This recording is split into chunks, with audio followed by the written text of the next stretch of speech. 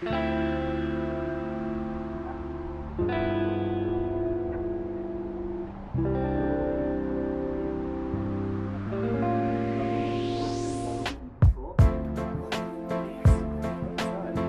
thank you, Eric.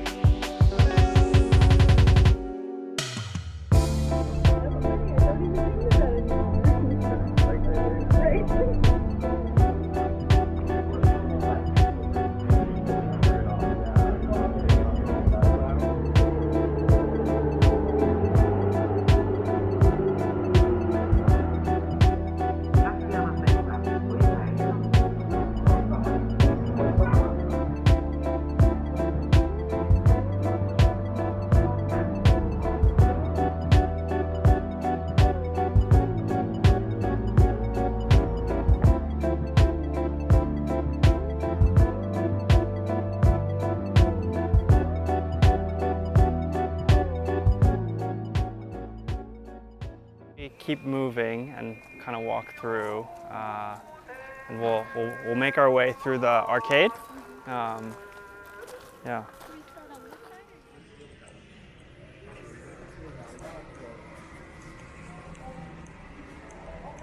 In Osukanon, the marketplace, right? It's again sort of this like interesting mixture and like microcosm of Japanese society. Like you saw the temple, you see like this very active like consumerism and just like living for fun and fashion and food and being together. It's a gathering place for a lot of young people, especially on the weekends during the day.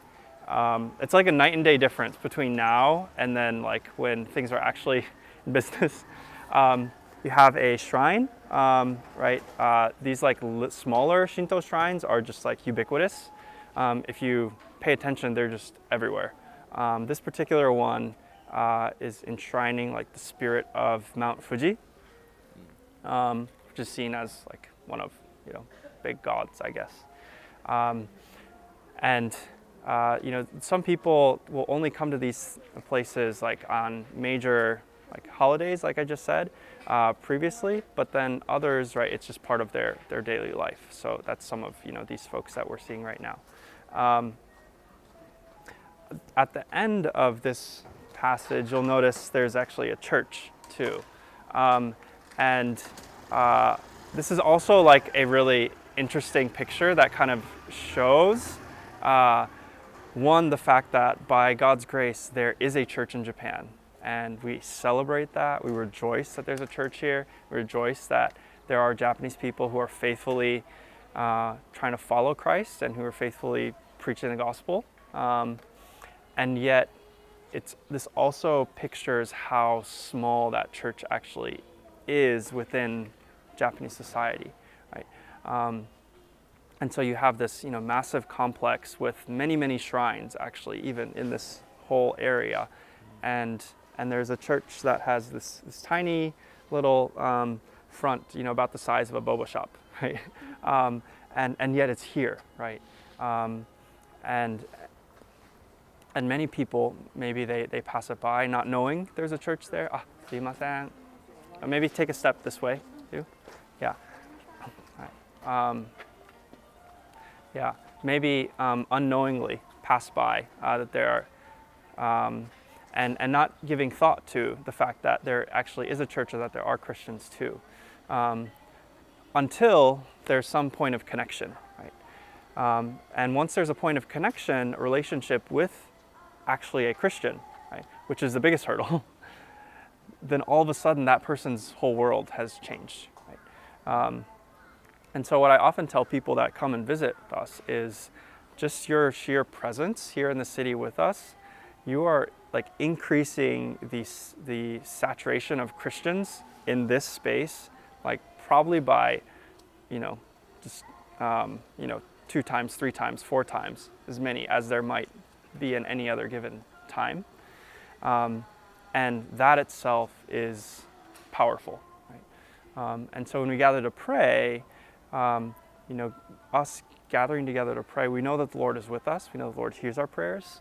And it's our hope that that is an encouragement to, what God is already doing here through the church that is seeking to faithfully follow Him.